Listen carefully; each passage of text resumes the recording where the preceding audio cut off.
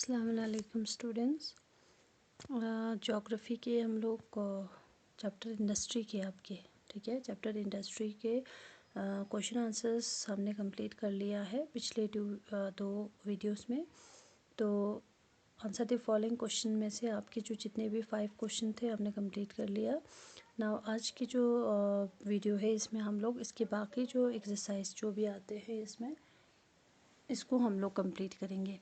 तो इसमें आपके है टिक द करेक्ट आंसर को आपको टिक करना है, जिसमें सबसे पहला क्या पूछा गया है, silicon valley is located in ठीक है बेंगलोर, कैलिफोर्निया, अहमदाबाद। इसमें आपको पता है आंसर क्या आएगा, कैलिफोर्निया।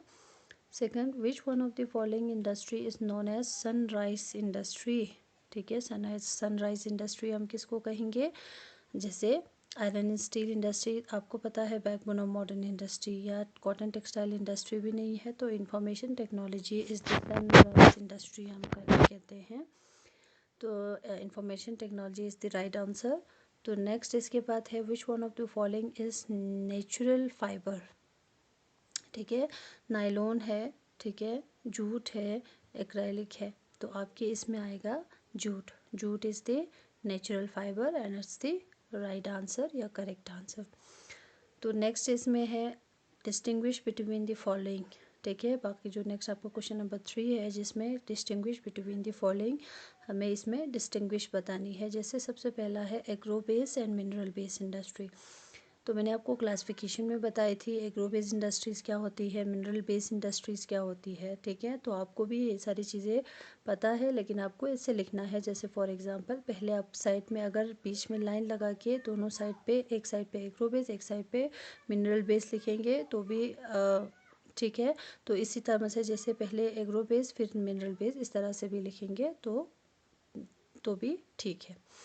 तो एग्रो बेस इंडस्ट्री क्या है, those industries use plants and animal based product as their raw material। ठीक है, ऐसे इंडस्ट्रीज जो प्लांट और एनिमल के जो प्रोडक्ट्स है, जो एनिमल बेस्ड या प्लांट एनिमल बेस्ड से जो प्रोडक्ट बनते हैं उनको as a raw material use करना अपने इंडस्ट्रीज़ में, वो तो इंडस्ट्रीज चीज़ें agro base industry simple mean agro means agriculture यंता मीनिंग पॉज इसमें एग्रीकल्चर मीन्स सिर्फ नतेस फार्मिंग करना या सिर्फ क्रॉप ग्रो करना नहीं होता है, बल्कि रेयरिंग ऑफ एनिमल भी होती है। ठीक है, तो एनिमल्स प्रोडक्ट को भी और जो जैसे हमारे फार्म प्रोडक्ट है वो भी किस लिए यूज़ करते हैं, फॉर दी मतलब एज अ रॉ मटेरियल जो यूज़ करते हैं इंडस्ट्रीज उनको होते हैं एग्रो बेस्ड। ठीक है, नेक्स्ट इसमें आप लिखेंगे example food processing, vegetable oil, cotton textile, dairy products and leather industries. ये सारे इंडस्ट्रीज़ जो है किस में आते हैं, एग्रो बेस्ड इंडस्ट्रीज़।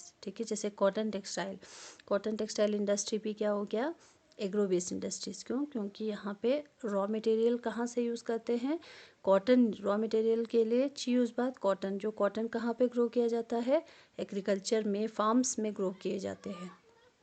ठीक, सेम इसी तरह से फूड प्रोसेसिंग है, वेजिटेबल ऑयल्स है, डेयरी प्रोडक्ट्स है, या जो भी लेदर इंडस्ट्रीज़ है, सब कुछ जो है किस में आता है, एग्रो बेस्ड इंडस्ट्रीज़। क्यों, ये सारे इंडस्ट्रीज़ जो है एग्रीकल्चरल बेस्ड इंडस्ट्रीज़ को एग्रीकल्चरल बेस्ड प्रोडक्ट को as a raw material use करते हैं।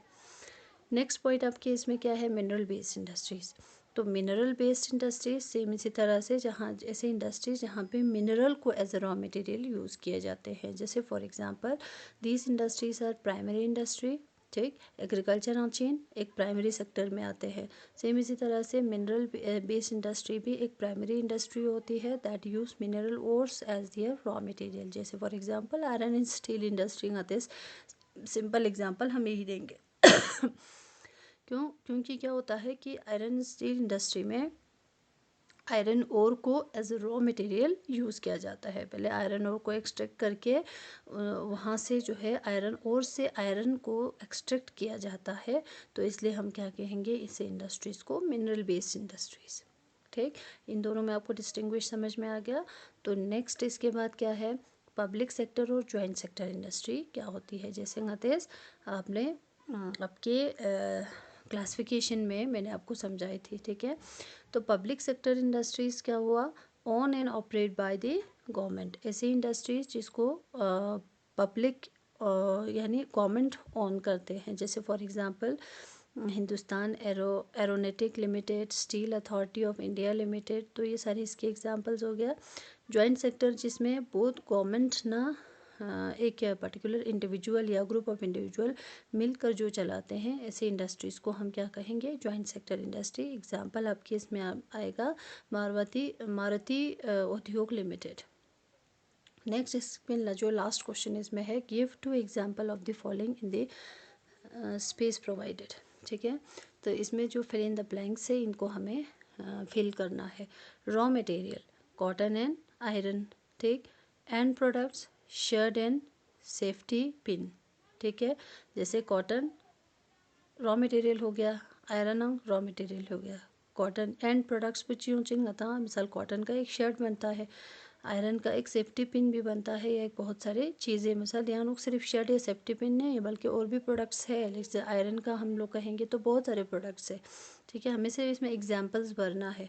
टेरिशरी एक्टिविटीज़ ट्रांसपोर्ट और बैंकिंग जो है किस में आते हैं, टेरिशरी एक्टिविटीज़ में आते हैं। जो इकोनॉमिक एक्टिविटी, 3 टाइप है इकोनॉमिक एक्टिविटीज़ होते हैं आता, प्राइमरी, सेकेंडरी एंड टेरिशरी, ठीक। तो एग्रो बेस इंडस्ट्रीज़ जैसे डेयरी इंडस्ट्री है, कॉटन टेक्सटाइल इंडस्ट्री है, ये सारे कैसे इंडस्ट्रीज़ हो गया, agro base industries. Cottage industry जैसे पॉट्री या जो बास्केट वीविंग है, जो पॉट्री बनाने वाले हैं उधर लगाते चीज़ बात कॉटेज इंडस्ट्रीज़, ठीक है। कॉपरेटिव्स क्या होती है जरने का, तो मदर्स डेयरी कॉपरेटिव इंडस्ट्री हैं जिसमें एक कॉपरेटली एक इंडस्ट्री को चलाते हैं, तो कॉपरेटिव तो मदर्स डेयरी, ठीक है। तो ना आनंद मिल्क यूनियन लिमिटेड, ठीक है। तो ये कॉपरेटिव सेक्टर, ये कॉपरेटिव इंडस्ट्रीज़ होती है। तो इसके साथ आपका ये पूरा एक्सरसाइज जो है ख़त्म हो गया है। तो ये जो फिल इन द ब्लैंक्स है या जो एग्जांपल इसके स्पेस में जो भरने का जो फिल दिया, चलो ब्लैंक्स दिया है, इनको आपको अच्छे से याद करना है। और एग्ज़ाम के लिए भी ये सारे पूरा जो एक्सरसाइज है चैप्टर में जो भी दिया है, फिल इन द ब्लैंक्स है, चाहे डिस्टिंग्विश है या फॉर एग्जांपल आपके क्वेश्चन आंसर्स है, सब जो है आपको एग्ज़ाम के लिए प्रिपेयर करना है, ठीक है। तो ये हो गया, इसके साथ हमारा ये चैप्टर भी ख़त्म हो गया, इसकी एक्सरसाइज भी ख़त्म हो गया। और ये चैप्टर आपके U3 एग्ज़ाम में आने वाले हैं, तो इसमें आपको अच्छे से इस चैप्टर को प्रिपेयर भी करना है, ठीक है। तब तक के लिए थैंक यू, खुदा हाफिज़। हम लोग नेक्स्ट जो है इसमें आपके कोई दूसरा चैप्टर जो है हम लोग इसमें स्टार्ट करेंगे ज्योग्राफी का, या मैं ना आपके दिस स्विक्स में से, ठीक है। Thank you.